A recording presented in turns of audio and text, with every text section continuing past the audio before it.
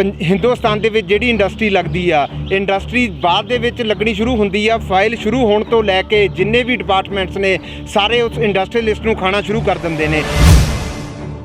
ਅੱਜ ਚਾਈਨਾ ਦਾ ਸਭ ਤੋਂ ਵੱਡਾ ਬਾਇਰ ਜਿਹੜਾ ਉਹ ਇੰਡੀਆ ਹੈ। ਉਹ ਸਭ ਤੋਂ ਜ਼ਿਆਦਾ ਪੈਸਾ ਇੰਡੀਆ ਦਾ ਚਾਈਨਾ ਦੇ ਵਿੱਚ ਜਾ ਰਿਹਾ, ਜਿਹਦੇ ਸਿਰ ਤੇ ਅੱਜ ਉਹ ਵਰਲਡ ਦੀ ਨੰਬਰ 1 ਪਾਵਰ ਬਣਨ ਨੂੰ ਤਿਆਰ ਹੈ। ਸਾਡੇ ਪੈਸੇ ਉਹ ਇੱਕ ਜਿਹੜੀ 50 ਰੁਪਏ ਦੀ ਲੜੀ ਜਿਹੜਾ ਚਾਈਨਾ ਦੇ ਦਿੰਦਾ 10 ਮੀਟਰ ਦੀ, ਉਹੀ ਇੱਥੇ ਜਿਹੜੀ ਇੰਡੀਆ ਦੇ ਵਿੱਚ ਬਣਦੀ ਹੈ 500 ਦੀ ਦਿੱਤੀ ਜਾਂਦੀ ਆ। ਜਿਹੜਾ ਗਰੀਬ ਬੰਦਾ ਹੈ ਉਹਨੂੰ ਪਾਕਿਸਤਾਨ ਤੱਕ ਕੋਈ ਮਤਲਬ ਨਹੀਂ, ਚਾਈਨਾ ਤੱਕ ਕੋਈ ਮਤਲਬ ਨਹੀਂ। ਉਸਨੇ ਦੇਖਣਾ ਆਪਣੀ ਹੈਸੀਅਤ ਦੇ ਹਿਸਾਬ ਨਾਲ ਸਮਾਨ ਖਰੀਦਣਾ ਹੈ। ਮੋਦੀ ਸਾਹਿਬ ਸਾਡੇ ਜਿਹੜੇ ਪ੍ਰਧਾਨ ਮੰਤਰੀ ਹੈ ਮਾਨਯੋਗ, ਉਹ ਬਿਲਕੁਲ ਹੀ ਆਪਣੀ ਫੋਰਨ ਪਾਲਿਸੀ ਦੇ ਵਿੱਚ ਫੇਲ ਹੈ। ਭਾਰਤ ਚਾਈਨਾ ਬਾਰਡਰ ਤੇ ਚਾਈਨਾ ਵੱਲੋਂ ਜੋ ਕਾਇਰਾਨਾ ਹਰਕਤ ਕੀਤੀ ਹੈ ਉਸ ਦੀ ਅੱਜ ਪੂਰੇ ਦੇਸ਼ ਵੱਲੋਂ ਨਿੰਦਾ ਕੀਤੀ ਜਾ ਰਹੀ ਹੈ, ਕਿਉਂਕਿ ਸਭ ਤੋਂ ਵੱਧ ਚਾਈਨਾ ਦਾ ਸਮਾਨ ਭਾਰਤ ਦੇ ਵਿੱਚ ਵਿਕਦਾ ਹੈ, ਜਿਸ ਕਰਕੇ ਆਰਥਿਕ ਤੌਰ ਤੇ ਵੱਡਾ ਜਿਹੜਾ ਫਾਇਦਾ ਲੈ ਰਿਹਾ ਚੀਨ ਭਾਰਤ ਤੋਂ। ਤੇ ਉਹੀ ਪੈਸਾ ਜਿਹੜਾ ਹੈਗਾ ਸਾਡੇ ਭਾਰਤ ਦੇ ਖਿਲਾਫ ਵਰਤਿਆ ਜਾ ਰਿਹਾ ਹੈ, ਚਾਹੇ ਫੌਜ ਤੇ ਖਰਚ ਕੀਤਾ ਜਾ ਰਿਹਾ ਹੈ, ਚਾਹੇ ਹਥਿਆਰਾਂ ਤੇ ਖਰਚ ਕੀਤਾ ਜਾ ਰਿਹਾ। ਸਾਡੇ ਫੌਜ ਦੇ ਜਿਹੜੇ ਹੈਗੇ ਆ ਜਵਾਨ, ਉਹਨਾਂ ਦੇ ਖਿਲਾਫ ਉਹ ਪੈਸਾ ਵਰਤਿਆ ਜਾ ਰਿਹਾ ਹੈ। ਇਸ ਨੂੰ ਲੈ ਕੇ ਅੱਜ ਗੱਲ ਕਰਾਂਗੇ ਕਿ ਚਾਈਨਾ ਨੂੰ ਜੋ ਭਾਰਤ ਸਰਕਾਰ ਵੱਲੋਂ ਸਮਾਨ ਵੇਚਣ ਦੀ ਛੂਟ ਦਿੱਤੀ ਗਈ ਆ, ਜੋ ਐਕਸਪੋਰਟ ਇੰਪੋਰਟ ਦੀ ਛੂਟ ਦਿੱਤੀ ਗਈ ਆ, ਉਸ ਨੂੰ ਲੈ ਕੇ ਕੀ ਹੋਣਾ ਚਾਹੀਦਾ, ਉਹ ਰੱਦ ਹੋਣੀ ਚਾਹੀਦੀ ਹੈ। ਜੋ ਅਸੀਂ ਚਾਈਨਾ ਦਾ ਸਮਾਨ ਖਰੀਦਦੇ ਹਾਂ ਉਹਦਾ ਬਾਈਕਾਟ ਕਰਨਾ ਚਾਹੀਦਾ ਕਿ ਨਹੀਂ ਕਰਨਾ ਚਾਹੀਦਾ। ਕੀ ਨਾਮ ਸਰ ਤੁਹਾਡਾ? ਬਾਬੂ ਚਮਨ ਲਾਲ, ਬਲਾਕ ਪ੍ਰਧਾਨ, ਹਲਕਾ ਅਨੰਦਪੁਰ ਸਾਹਿਬ। ਸਰ, ਚਾਈਨਾ ਨੇ ਜੋ ਹਰਕਤ ਕੀਤੀ ਹੈ ਕਿਸ ਤਰ੍ਹਾਂ ਦੇਖਦੇ ਹੋ? ਕਿਉਂਕਿ ਚਾਈਨਾ ਦਾ ਸਮਾਨ ਸਭ ਤੋਂ ਵੱਧ ਜਿਹੜਾ ਹੈਗਾ ਭਾਰਤ ਦੇ ਵਿੱਚ ਵਿਕਦਾ, ਉਹੀ ਪੈਸਾ ਸਾਡੇ ਭਾਰਤ ਦੇ ਖਿਲਾਫ ਵਰਤ ਰਿਹਾ ਚਾਈਨਾ। ਕੀ ਸਮਾਨ ਦਾ ਬਾਈਕਾਟ ਹੋਣਾ ਚਾਹੀਦਾ? ਪਹਿਲਾਂ ਜਿਹੜੀ ਉਹਨੇ ਹਰਕਤ ਕੀਤੀ ਉਹਦੀ ਅਸੀਂ ਨਿਖੇਧੀ ਕਰਦੇ ਹਾਂ। ਔਰ ਬੜੀ ਹੈਰਾਨੀ ਦੀ ਗੱਲ ਹੈ ਕਿ ਸਾਡੇ ਜਵਾਨ ਸਾਡੇ ਇਲਾਕੇ 'ਚ ਹੀ ਸੀ ਔਰ ਸਾਡੇ ਇਲਾਕੇ 'ਚ ਹੀ ਉਹਨਾਂ ਨੂੰ ਕਾਇਲ ਕੀਤਾ। ਦੂਸਰੀ ਜੋ ਸਮਾਨ ਦੀ ਗੱਲ ਹੈ, ਅਸੀਂ ਤਾਂ ਸ਼ੁਰੂ ਤੋਂ ਕਹਿੰਦੇ ਹਾਂ ਆਮ ਆਦਮੀ ਪਾਰਟੀ 'ਤੇ ਬਾਈਕਾਟ ਹੋਣਾ ਚਾਹੀਦਾ। ਸਾਡੇ ਹੀ ਪੈਸਾ ਸਾਡੇ ਹੀ ਅਤੇ ਸਾਡੇ ਅਗੇਂਸਟ ਚਾਈਨਾ ਲਾ ਰਿਹਾ ਹੈ। ਇਹ ਵਰਸ਼ਨ ਬਹੁਤ ਬਿਲਕੁਲ ਸਹੀ ਹੈ ਤੁਹਾਡਾ, ਔਰ ਇਹਨੂੰ ਬਿਲਕੁਲ ਖ਼ਤਮ ਕਰਨਾ ਚਾਹੀਦਾ। ਚਾਈਨਾ ਨਾਲ ਐਸੇ ਇਕਨੋਮਿਕਲ ਆਰਥਿਕ ਤੌਰ 'ਤੇ ਕੋਈ ਵੀ ਸਮਝੌਤਾ ਨਹੀਂ ਹੋਣਾ ਚਾਹੀਦਾ। ਬਿਲਕੁਲ। ਕੀ ਨਾਮ ਸਰ ਤੁਹਾਡਾ? ਸਰਬਜੀਤ ਸਿੰਘ ਹੁੰਦਾ। ਕੀ ਕਹਿਣਾ ਚਾਹੁੰਦੇ ਹੋ? ਸਮਾਨ ਜਿਹੜਾ ਭਾਰਤ ਦੇ ਵਿੱਚ ਵਿਕ ਰਿਹਾ, ਚਾਈਨਾ ਨੂੰ ਆਰਥਿਕ ਵੱਡੀ ਜਿਹੜੀ ਹੈਗੀ ਸਪੋਰਟ ਮਿਲ ਰਹੀ ਆ, ਅਤੇ ਉਹ ਉਲਟਾ ਜਿਹੜਾ ਹੈਗਾ ਭਾਰਤ ਦੇ ਖਿਲਾਫ ਵਰਤਿਆ ਜਾ ਰਿਹਾ ਪੈਸਾ, ਚਾਹੇ ਫੌਜ 'ਤੇ ਖਰਚਦੇ ਆ, ਚਾਹੇ ਹਥਿਆਰਾਂ 'ਤੇ ਖਰਚ ਕੀਤਾ ਜਾ ਰਿਹਾ। ਕੀ ਹੋਣਾ ਚਾਹੀਦਾ? ਦੇਖੋ, ਪਹਿਲਾਂ ਤਾਂ ਆਮ ਆਦਮੀ ਪਾਰਟੀ ਜਿਹੜੇ ਸਾਡੇ 20 ਜਵਾਨ ਸ਼ਹੀਦ ਹੋਏ ਨੇ ਬਾਰਡਰ 'ਤੇ ਚੀਨ ਦੀ ਜਿਹੜੀ ਕਾਇਰਾਨਾ ਹਰਕਤ ਦੇ ਨਾਲ, ਅਸੀਂ ਉਹਨਾਂ ਨੂੰ ਸ਼ਰਧਾ ਦੇ ਫੁੱਲ ਪੁਆਇੰਟ ਕਰਦੇ ਹਾਂ। ਦੂਜੀ ਤੁਸੀਂ ਸੱਜਣ ਜੀ ਜਿਹੜੀ ਗੱਲ ਕਹੀ ਆ ਕਿ ਸਮਾਨ ਸਾਨੂੰ ਯੂਜ਼ ਕਰਨਾ ਚਾਹੀਦਾ ਕਿ ਨਹੀਂ ਕਰਨਾ ਚਾਹੀਦਾ। ਦੇਖੋ, ਵਿਸ਼ਵ ਦੀ ਪੁਰਾਣੇ ਸਮੇਂ ਤੋਂ ਵਿਸ਼ਵ ਦੀ ਜਿਹੜੀ ਸਭ ਤੋਂ ਵੱਡੀ ਮੰਡੀ ਆ ਉਹ ਹਿੰਦੁਸਤਾਨ ਆ ਸਾਡਾ। ਪਰੰਤੂ ਬੜੇ ਦੁੱਖ ਦੀ ਗੱਲ ਆ ਕਿ ਸਮੇਂ ਦੀਆਂ ਸਰਕਾਰਾਂ ਨੇ ਇੱਥੇ ਇੰਡਸਟਰੀ 'ਤੇ ਬਹੁਤਾ ਜ਼ਿਆਦਾ ਜ਼ੋਰ ਨਹੀਂ ਦਿੱਤਾ। ਅੱਜ ਚਾਈਨਾ ਅਗਰ ਵਰਲਡ ਦੀ ਪਾਵਰ ਬਣਨ ਜਾ ਰਿਹਾ ਤਾਂ ਸਿਰਫ ਆਪਣੀ ਇੰਡਸਟਰੀ ਦੇ ਨਾਲ ਬਣਨ ਜਾ ਰਿਹਾ। ਸਾਡੇ ਇੱਥੇ ਬੜੇ ਦੁੱਖ ਦੀ ਗੱਲ ਆ ਕਿ ਜਿਹੜੀਆਂ ਸਮੇਂ ਦੀਆਂ ਸਰਕਾਰਾਂ ਰਹੀਆਂ, ਚਾਹੇ ਸਟੇਟ ਦੇ ਵਿੱਚ ਰਹੀਆਂ ਚਾਹੇ ਸੈਂਟਰ ਸਰਕਾਰ ਦੇ ਵਿੱਚ ਰਹੀਆਂ, ਉਹਨਾਂ ਨੇ ਇੰਡਸਟਰੀ ਨੂੰ ਬਹੁਤ ਜ਼ਿਆਦਾ ਤਵੱਜੋ ਨਹੀਂ ਦਿੱਤੀ। ਇਹ ਸਾਡਾ ਮੰਨਣਾ ਹੈ ਕਿ ਜਿਹੜੀ ਇੰਡਸਟਰੀ ਦੇ ਨਾਲ ਹੀ ਕੋਈ ਵੀ ਕੰਟਰੀ ਉਹਦੀ GDP ਗਰੋਥ ਕਰ ਸਕਦੀ ਆ। ਨਾ ਰਿਸਰਚ 'ਤੇ ਅਸੀਂ ਪੈਸਾ ਲਾਉਂਦੇ ਹਾਂ ਅਤੇ ਇੰਡਸਟਰੀ ਦੇ ਵਿੱਚ ਸਾਡਾ ਬਹੁਤ ਜ਼ਿਆਦਾ ਬੁਰਾ ਹਾਲ ਹੈ। ਅਗਰ ਅਸੀਂ ਆਪਣੇ ਦੇਸ਼ ਦੇ ਵਿੱਚ ਦੇਸ਼ ਦੀ ਇੰਡਸਟਰੀ ਦੇ ਵਿੱਚ ਸਾਰਾ ਸਮਾਨ ਪੈਦਾ ਕਰਾਂਗੇ, ਵਰਲਡ ਦੀ ਸਭ ਤੋਂ ਵੱਡੀ ਮੰਡੀ ਹਿੰਦੁਸਤਾਨ ਆ, ਤਾਂ ਸਾਨੂੰ ਕਿਸੇ ਵੱਲ ਦੇਖਣ ਦੀ ਲੋੜ ਨਹੀਂ ਹੈ। ਹਿੰਦੁਸਤਾਨ ਦੇ ਵਿੱਚ ਡਿਮਾਂਡ ਬਹੁਤ ਜ਼ਿਆਦਾ, ਸਪਲਾਈ ਘੱਟ ਆ। ਅਗਰ ਅਸੀਂ ਆਪਣੇ ਦੇਸ਼ ਦੇ ਗਾਹਕਾਂ ਨੂੰ ਹੀ ਕੰਟਰੋਲ ਕਰਕੇ ਪੂਰਾ ਸਮਾਨ ਦੇ ਸਕੇ ਤਾਂ ਇਸ ਦੇ ਨਾਲ ਚਾਈਨਾ ਵੀ ਔਰ ਵੱਡੀਆਂ ਤਾਕਤਾਂ ਜਿਹੜੀਆਂ ਨੇ ਅਸੀਂ ਉਹਨਾਂ ਨੂੰ ਵੀ ਪਿੱਛੇ ਸਿੱਟ ਦੇਵਾਂਗੇ। ਸਾਨੂੰ ਚਾਈਨਾ ਤੋਂ ਸਮਾਨ ਖਰੀਦਣ ਦੀ ਕੋਈ ਲੋੜ ਨਹੀਂ ਪਵੇਗੀ। 1 ਮਿੰਟ ਮੈਂ ਤੁਹਾਡਾ ਹੋਰ ਲਵਾਂਗਾ। ਦੇਖੋ, ਹਿੰਦੁਸਤਾਨ ਦੇ ਵਿੱਚ ਜਿਹੜੀ ਇੰਡਸਟਰੀ ਲੱਗਦੀ ਆ ਇੰਡਸਟਰੀ ਬਾਅਦ ਦੇ ਵਿੱਚ ਲੱਗਣੀ ਸ਼ੁਰੂ ਹੁੰਦੀ ਆ। ਫਾਈਲ ਸ਼ੁਰੂ ਹੋਣ ਤੋਂ ਲੈ ਕੇ ਜਿੰਨੇ ਵੀ ਡਿਪਾਰਟਮੈਂਟਸ ਨੇ ਸਾਰੇ ਉਸ ਇੰਡਸਟਰੀਅਲਿਸਟ ਨੂੰ ਖਾਣਾ ਸ਼ੁਰੂ ਕਰ ਦਿੰਦੇ ਨੇ।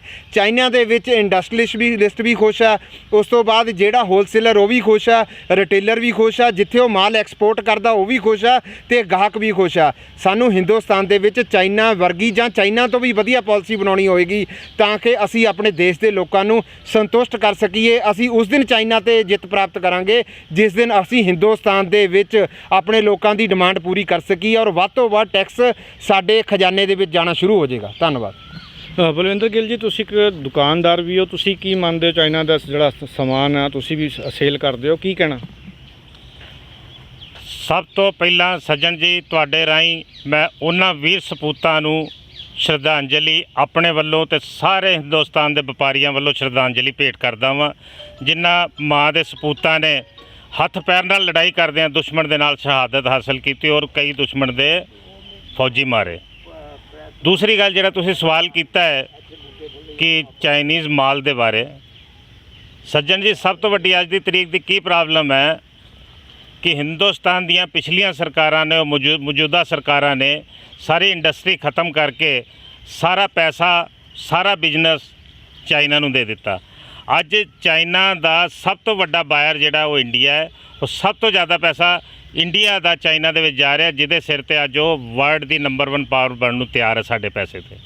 ਸੋ ਕਹਿਣ ਦਾ ਭਾਵ ਇਹ ਹੈ ਕਿ ਅਸੀਂ ਗੱਲ ਤੇ ਕਰ ਦਿੰਦੇ ਹਾਂ ਕਿ ਚਾਈਨਾ ਦਾ ਮਾਲ ਨਹੀਂ ਵੇਚਾਂਗੇ, ਔਰ ਨਹੀਂ ਵੇਚਣਾ ਨਹੀਂ ਚਾਹੀਦਾ, ਸਖਤ ਵਿਰੋਧ ਕਰਨਾ ਚਾਹੀਦਾ। ਪਰ ਸਭ ਤੋਂ ਵੱਡੀ ਗੱਲ ਇਹ ਹੈ ਵੀ ਇਸ ਬਾਰੇ ਸਰਕਾਰਾਂ ਕਦੋਂ ਸੋਚਣਗੀਆਂ? ਜਦੋਂ ਸਾਡੇ ਕੋਲ ਮਾਲ ਬਣੇਗਾ, ਅਸੀਂ ਕੰਜ਼ਿਊਮਰ ਕੋਲ, ਗਾਹਕ ਕੋਲ ਭੇਜਾਂਗੇ ਤਾਂ ਹੀ ਤਾਂ ਉਹਨੂੰ ਰਿਪਲੇਸ ਕਰਾਂਗੇ। ਹੁਣ ਮਾਲ ਤੇ ਅਸੀਂ ਕਹਿ ਦਿੱਤਾ ਨਹੀਂ ਵੇਚਣਾ, ਨਹੀਂ ਵੇਚਾਂਗੇ, ਪਰ ਸਵਾਲ ਇਸ ਗੱਲ ਦਾ ਹੈ ਕਿ ਉਸ ਮਾਲ ਦੀ ਜਿਹੜੀ ਜ਼ਰੂਰਤ ਹੈ, ਭਰਪਾਈ ਹੈ, ਉਹ ਕਿੱਥੋਂ ਪੂਰੀ ਹੋਏਗੀ? ਉਹਦੇ 'ਚ ਕਈ ਆਈਟਮ ਇਹੋ ਜਿਹੇ ਹੈ ਵੀ ਜਿਹੜੇ ਲਾਈਫ ਸੇਵਰ ਨੇ, ਜਿਹਦੇ ਨਾਲ ਜ਼ਿੰਦਗੀ ਬਚਦੀ ਹੈ। ਜੇ ਉਹ ਚੀਜ਼ਾਂ ਅਸੀਂ ਅੱਜ ਬੰਦ ਕਰ ਦਿੱਤੀਆਂ, ਤੁਸੀਂ ਬਣਾ ਨਹੀਂ ਰਹੇ ਹੋ, ਤੇ ਕਿੱਥੇ ਚੱਲੇਗਾ ਕੰਮ? ਨਹੀਂ, ਗੱਲ ਇਹ ਵੀ ਹੈ ਦੂਜੀ ਕਿ ਜਿਹੜੀ ਚਾਈਨਾ ਦੀ ਆਈਟਮ ਆ ਉਹਦਾ ਰੇਟ ਬਹੁਤ ਸਸਤਾ ਹੈ, ਤੇ ਜਿਹੜੀਆਂ ਆਪਣੀ ਮੇਕ ਇਨ ਇੰਡੀਆ ਦੀ ਗੱਲ ਕੀਤੀ ਜਾਂਦੀ ਆ, ਉਹ ਇੱਕ ਜਿਹੜੀ 50 ਰੁਪਏ ਦੀ ਲੜੀ ਜਿਹੜਾ ਚਾਈਨਾ ਦੇ ਦਿੰਦਾ 10 ਮੀਟਰ ਦੀ, ਉਹੀ ਇੱਥੇ ਜਿਹੜੀ ਇੰਡੀਆ ਦੇ ਵਿੱਚ ਬਣਦੀ ਹੈ 500 ਦੀ ਦਿੱਤੀ ਜਾਂਦੀ ਆ। ਇੱਕ ਪਾਸੇ ਤਾਂ ਕਹਿੰਦੇ ਚਾਈਨਾ ਦਾ ਸਮਾਨ ਨਾ ਵਰਤੋ, ਤੇ ਦੂਜੇ ਪਾਸੇ ਉਹਦਾ ਜਿਹੜਾ ਬਦਲ ਨਹੀਂ ਦਿੱਤਾ ਜਾ ਰਿਹਾ ਲੋਕਾਂ ਨੂੰ। ਤਾਂ ਜਿਹੜਾ ਇੱਕ ਗਰੀਬ ਬੰਦਾ ਹੈ ਉਹਨੂੰ ਪਾਕਿਸਤਾਨ ਤੱਕ ਕੋਈ ਮਤਲਬ ਨਹੀਂ, ਚਾਈਨਾ ਤੱਕ ਕੋਈ ਮਤਲਬ ਨਹੀਂ, ਉਸਨੇ ਦੇਖਣਾ ਆਪਣੀ ਹੈਸੀਅਤ ਦੇ ਹਿਸਾਬ ਨਾਲ ਸਮਾਨ ਖਰੀਦਣਾ ਹੈ। ਫਿਰ ਸਰਕਾਰਾਂ ਜਿਹੜੀਆਂ ਹੈਗੀਆਂ ਕਿਉਂ ਉਸ ਦਾ ਬਦਲ ਨਹੀਂ ਕਰਦੀਆਂ? ਕਿਉਂਕਿ ਸਮਾਨ ਬੇਰੁਜ਼ਗਾਰ ਘੁੰਮ ਰਿਹਾ, ਨੌਜਵਾਨ, ਰੋਜ਼ਗਾਰ ਨਹੀਂ ਦਿੱਤਾ ਜਾ ਰਿਹਾ, ਇੰਡਸਟਰੀ ਨਹੀਂ ਲਗਾਈ ਜਾ ਰਹੀ ਆ। ਤੇ ਕੀ ਲੱਗਦਾ ਤੁਹਾਨੂੰ ਸਰਕਾਰ ਨੂੰ ਨਹੀਂ ਚਾਹੀਦਾ ਕਿ ਪਹਿਲਾਂ ਉਹਦਾ ਬਦਲ ਕੀਤਾ ਜਾਵੇ, ਫਿਰ ਸਮਾਨ ਬੰਦ ਕੀਤਾ ਜਾਵੇ? ਬਿਲਕੁਲ ਸੱਜਣ ਜੀ, ਜਿਹੜਾ ਇੱਕ ਬੁੱਧੀਜੀਵੀ ਹੈ ਉਹ ਇਸੇ ਹਿਸਾਬ ਨਾਲ ਜਿਸ ਤਰ੍ਹਾਂ ਤੁਸੀਂ ਗੱਲ ਕਰ ਰਹੇ ਹੋ ਉਸ ਤਰ੍ਹਾਂ ਹੀ ਗੱਲ ਕਰੇਗਾ। ਅਸੀਂ ਸਿਰਫ ਕਹਿ ਦਈਏ ਕਿ ਅਸੀਂ ਰਸਤੇ ਬੰਦ ਕਰ ਦਾਂਗੇ, ਇੱਕ ਰਸਤਾ ਬੰਦ ਕਰਤਾ ਉਹਦੇ ਵਾਸਤੇ ਦੂਸਰਾ ਰਸਤਾ ਨਹੀਂ ਖੁੱਲ੍ਹਣਾ ਪਏਗਾ ਜਾਣ ਵਾਸਤੇ। ਜਿੰਨੇ ਜਾਣਾ ਹੈ ਉਹਨੇ ਤੇ ਜਾਣਾ ਹੀ ਹੈ ਨਾ। ਜਿਹੜਾ ਤੁਹਾਡੀ ਜਿਹੜੀ ਗੱਲਬਾਤ ਹੈ ਬਿਲਕੁਲ ਮੈਨੂੰ ਸਹੀ ਔਰ 16 ਆਨੇ ਇਸ ਟਾਈਮ ਤੇ ਫਿੱਟ ਲੱਗੀ, ਕਿਉਂਕਿ ਗੱਲ ਇਹ ਹੈ ਵੀ ਇਹਨਾਂ ਨੂੰ ਬੇਰੁਜ਼ਗਾਰ ਨਾਲ ਬੇਰੁਜ਼ਗਾਰੀ ਨਾਲ ਕੋਈ ਮਤਲਬ ਨਹੀਂ ਹੈ, ਲੋਕਾਂ ਦੀ ਲੋੜ ਨਾਲ ਕੋਈ ਮਤਲਬ ਨਹੀਂ ਹੈ। ਈਜ਼ੀ ਵੇ 'ਚ ਉੱਥੋਂ ਇੰਪੋਰਟ ਕਰ ਰਹੇ, ਇੰਪੋਰਟ ਕਰਨ ਵਾਲੇ ਵੀ ਉੱਥੇ ਇੱਕ ਨੈਕਸਸ ਹੈ ਬੜਾ ਤਗੜਾ। ਇਹ ਵੀ ਗੱਲ ਸਮਝੋ, ਜਿਹੜਾ ਮਾਲ ਇੰਪੋਰਟ ਕੀਤਾ ਜਾ ਰਿਹਾ ਚਾਈਨਾ ਤੋਂ, ਉੱਥੇ ਵੀ ਇੱਕ ਨੈਕਸਸ ਚੱਲ ਰਿਹਾ, ਜਿੱਥੇ ਉਹ ਬੰਦੇ ਬੈਠੇ ਉਹੀ ਕਾਰੋਬਾਰ ਕਰ ਰਹੇ, ਉਹਨਾਂ ਦੀ ਐਕਸਾਈਜ਼ ਤੋਂ ਲੈ ਕੇ ਔਰ ਸ਼ਿਪਮੈਂਟ ਤਾਣੀ ਸਾਰੀ ਸੈਟਿੰਗ ਹੈ, ਔਰ ਉਹ ਲਿਆ ਕੇ ਸਾਰੀ ਕਮਾਈ ਉਹ ਲੈ ਜਾਂਦੇ ਆ, ਚਾਈਨਾ ਨੂੰ ਦੇ ਦਿੰਦੇ ਆ। ਜੇ ਉਹੋ ਹੀ ਕਮਾਈ ਔਰ ਉਹੋ ਹੀ ਪ੍ਰੋਡਕਸ਼ਨ ਸਾਡੇ ਦੇਸ਼ ਦੇ ਅੰਦਰ ਹੋਏ ਤੇ ਇੱਕ ਤੇ ਬੇਰੁਜ਼ਗਾਰੀ ਦੂਰ ਹੋਏ, ਸਭ ਨੂੰ ਕੰਮ ਮਿਲੇ। ਔਰ ਤੁਸੀਂ ਜਿਹੜੀ ਸਸਤੇ ਮਾਲ ਦੀ ਗੱਲ ਕੀਤੀ ਕਿ ਚਾਈਨਾ ਦੀ ਲੜੀ ਸਸਤੀ ਹੁੰਦੀ ਹੈ, ਮੈਂ ਤੁਹਾਡੀ ਗੱਲ ਮੰਨਦਾ ਵਾਂ। ਉਸੇ ਰੇਟ ਤੇ ਅਸੀਂ ਵੀ ਉਸ ਚੀਜ਼ ਨੂੰ ਇੱਥੇ ਪੈਦਾ ਕਰ ਸਕਦੇ ਹਾਂ। ਟੈਕਸ ਸਟਰਕਚਰ ਬਹੁਤ ਗਲਤ ਹੈ। ਮੈਂ ਕਿਸੇ ਟ੍ਰੇਡ 'ਚ ਹਾਂ, ਮੇਰੇ ਟ੍ਰੇਡ 'ਚ 28% ਜਿਹੜਾ ਹੈ GST ਹੈ। ਤੁਸੀਂ ਹਿਸਾਬ ਲਾਓ, ਜੇ 1 ਰੁਪਈਏ 'ਚੋਂ 28 ਪੈਸੇ ਚਲੇ ਗਏ ਤੇ ਤੀਸਰਾ ਹਿੱਸਾ ਗਿਆ ਨਾ। ਜਿਹੜੇ 2 ਹਿੱਸੇ ਬਚੇ ਉਹਦੇ 'ਚ ਰਿਟੇਲਰ ਨੇ ਸਰਵਾਈਵ ਕਰਨਾ ਹੈ, ਸਾਰਾ ਜਿਹੜਾ ਸਿਸਟਮ ਉਹਨੇ ਸਰਵਾਈਵ ਕਰਨਾ ਹੈ, ਔਰ ਇੰਡਸਟਰੀ ਨੇ ਸਰਵਾਈਵ ਕਰਨਾ। ਉਹ ਕਿਸ ਤਰ੍ਹਾਂ ਕਰੇਗੀ? ਜੇ ਤੁਸੀਂ ਰੇਟ ਨੂੰ ਘੱਟ ਕਰੋ, ਤੁਸੀਂ ਅੰਡਰ ਵਨ ਰੂਫ ਸਾਰੀ ਇੰਡਸਟਰੀ ਵਾਸਤੇ ਗ੍ਰੀਨ ਚੈਨਲ ਤੋਂ ਸਾਰਾ ਕੁਝ ਪ੍ਰੋਵਾਈਡ ਕਰੋ, ਉਸੇ ਰੇਟ ਤੇ ਮਾਲ ਮਿਲੇਗਾ। ਮੈਂ ਕਹਿੰਦਾ ਸੱਜਣ ਜੀ, ਤੁਸੀਂ ਉਸ ਰੇਟ ਦੀ ਗੱਲ ਕਰਦੇ ਹੋ, ਉੱਤੋਂ ਚਵਾਨੀ ਅਸੀਂ ਘੱਟ ਦੇ ਸਕਦੇ ਹਾਂ ਇੱਥੇ। ਉਹਦੇ ਵਾਸਤੇ ਕੀ ਹੈ? ਉਹਦੇ ਵਾਸਤੇ ਨੀਤਾਂ ਸਾਫ਼ ਕਰਨੀਆਂ ਪੈਣਗੀਆਂ। ਨੀਤਾਂ ਸਾਫ਼ ਹੋਣਗੀਆਂ, ਇਮਾਨਦਾਰੀ ਹੋਏਗੀ। ਜੇ ਚਾਈਨਾ ਦੇ ਵਿੱਚ ਅੱਜ ਇਮਾਨਦਾਰੀ ਹੈਗੀ ਤਾਂ ਸੋਟੇ ਦਾ ਡਰ ਹੈ, ਕਮਿਊਨਿਜ਼ਮ ਹੈ। ਉੱਥੇ ਪਤਾ ਹੈ ਕਿ ਜੇ ਮੈਂ ਗਲਤ ਕਰਾਂਗਾ ਤਾਂ ਮੇਰੀ ਜਾਨ ਨੂੰ ਖਤਰਾ ਹੈ, ਮੇਰਾ ਪਰਿਵਾਰ ਲੱਭੇਗਾ ਨਹੀਂ। ਇੱਥੇ ਕਿਸੇ ਨੂੰ ਡਰ ਹੀ ਨਹੀਂ ਹੈ। ਔਰ ਜਿਨ੍ਹਾਂ ਨੇ ਡਰ ਪਾਉਣਾ ਹੈ ਉਹ ਆਪ ਹੀ ਗਲਤ ਕੰਮਾਂ ਨੂੰ ਲੱਗੇ ਹੋਏ, ਤੇ ਡਰ ਕਿਹਨੂੰ ਪਾਓਗੇ? ਜਦੋਂ ਤੱਕ ਸਾਡੇ ਦੇਸ਼ ਦੇ ਵਿੱਚ ਕਰਪਸ਼ਨ ਨਹੀਂ ਖਤਮ ਹੁੰਦੀ ਉਦੋਂ ਤੱਕ ਇਹ ਚੀਜ਼ਾਂ ਪੋਸੀਬਲ ਨਹੀਂ, ਗੱਲਾਂ ਜਿਹੜੀ ਤੁਸੀਂ ਕਰ ਰਹੇ ਹੋ। ਬਿਲਕੁਲ, ਅਸੀਂ ਕਹਿੰਦੇ ਹਾਂ ਚਾਈਨਾ ਦਾ ਸੋਸ਼ਲ ਬਾਈਕਾਟ ਹੋਣਾ ਚਾਹੀਦਾ ਹੈ, ਔਰ ਵਪਾਰਿਕ ਤੌਰ ਤੇ ਵੀ ਬਾਈਕਾਟ ਹੋਣਾ ਚਾਹੀਦਾ। ਚਲੋ ਅਸੀਂ ਮੰਨਦੇ ਹਾਂ, ਪਰ ਸਵਾਲ ਇਸ ਗੱਲ ਦਾ ਹੈ ਕਿ ਸਰਕਾਰਾਂ ਸੋਰਸ ਔਰ ਰਿਸੋਰਸ ਪੈਦਾ ਤੇ ਕਰਨ। ਇਹ ਬਹੁਤ ਵੱਡਾ ਸਵਾਲ ਹੈ ਜਿਹੜਾ ਆਮ ਬੰਦਾ ਕਰਨ ਤੋਂ ਝੱਕਦਾ ਹੈ। ਇਸ ਕਰਕੇ ਝੱਕਦਾ ਕਿ ਨਹੀਂ ਅਸੀਂ ਬਾਈਕਾਟ ਕਰਨਾ ਜੀ, ਬਾਈਕਾਟ ਕਰਨਾ। ਅਸੀਂ ਵੀ ਕਹਿੰਦੇ ਕਰਨਾ, ਪਰ ਕਹਿਣ ਦਾ ਭਾਵ ਇਹ ਹੈ ਵੀ ਤੁਸੀਂ ਸੋਰਸ ਔਰ ਰਿਸੋਰਸ ਤੇ ਪੈਦਾ ਕਰੋ। ਅਸੀਂ ਉਸੇ ਰੇਟ ਤੇ ਮਾਲ ਵੇਚ ਸਕਦੇ ਹਾਂ।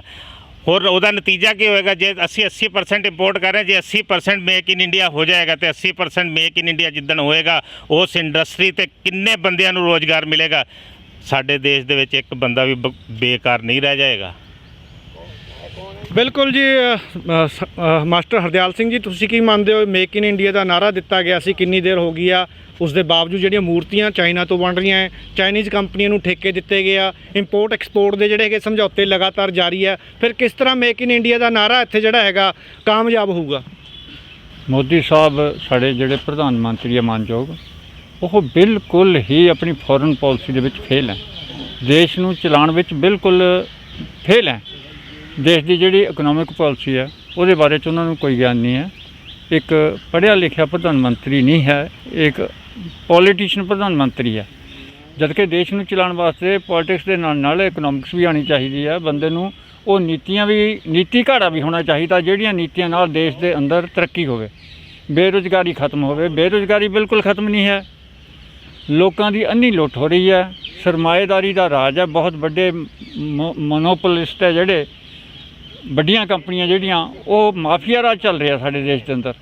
ਉਹਨੂੰ ਰੋਕਣ ਵਾਸਤੇ ਸਿਰਫ ਆਮ ਲੋਕਾਂ ਦੀ ਆਵਾਜ਼, ਜਿਹੜੇ ਲੋਕ ਬਣਦੇ ਆ ਕੇਜਰੀਵਾਲ ਜੀ ਵਰਗੇ, ਉਹਨਾਂ ਦਾ ਜੇ ਆਵੇ ਸਰਕਾਰ ਬਣੇ ਤਾਂ ਇਹ ਸਰਕਾਰ ਇੱਦਾਂ ਦੇ ਜਿਹੜੇ ਮੇਕ ਇਨ ਇੰਡੀਆ ਕਹਿ ਤਾਂ ਦਿੰਦੇ ਆ ਪਰ ਹੋ ਨਹੀਂ ਰਿਹਾ ਕੁਝ ਵੀ।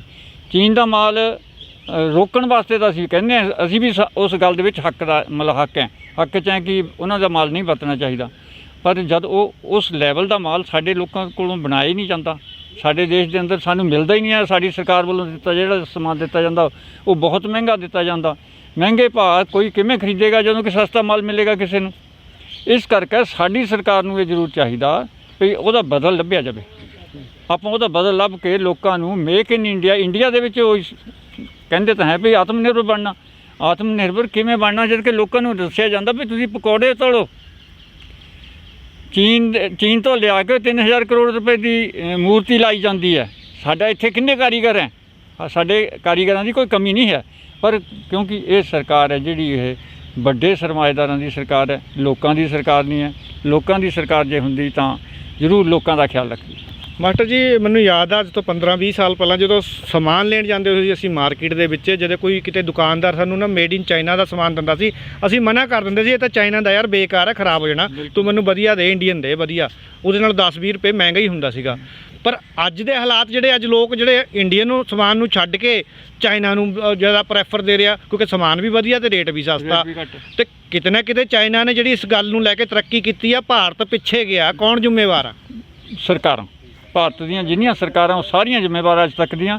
ਇਹਨਾਂ ਨੇ ਲੋਕਾਂ ਨੂੰ ਉਹਨਾਂ ਦਾ ਰੁਜ਼ਗਾਰ ਦਿੱਤਾ ਹੀ ਨਹੀਂ ਹੈ। ਲੋਕਾਂ ਨੂੰ ਇੰਨੇ ਟੈਕਨੀਕਲੀ ਮਜ਼ਬੂਤ ਨਹੀਂ ਕੀਤਾ ਕਿ ਉਹ ਆਪਣੀ ਚੀਜ਼ ਘਰ ਦੇ ਅੰਦਰ ਬਣਾ ਸਕਣ। ਇੰਡਸਟਰੀ ਨੂੰ ਇੰਨੀ ਸਹੂਲਤ ਨਹੀਂ ਦਿੱਤੀ ਕਿ ਇੰਡਸਟਰੀ ਅਸੀਂ ਆਪਣੇ ਘਰ ਦੇ ਵਿੱਚ ਆਰਾਮ ਨਾਲ ਲਾ ਕੇ ਉਹਦੇ ਨਾਲ ਅਸੀਂ ਕਮਾਈ ਕਰ ਸਕੀਏ, ਆਪਣੇ ਘਰ ਦਾ ਗੁਜ਼ਾਰਾ ਚਲਾ ਸਕੀਏ। ਸਮਾਲ ਸਕੇਲ ਇੰਡਸਟਰੀ ਬਿਲਕੁਲ ਹੀ ਤਬਾਹ ਹੈ, ਉਹਦਾ ਕਿਸੇ ਨੂੰ ਕੋਈ ਖਿਆਲ ਨਹੀਂ ਹੈ।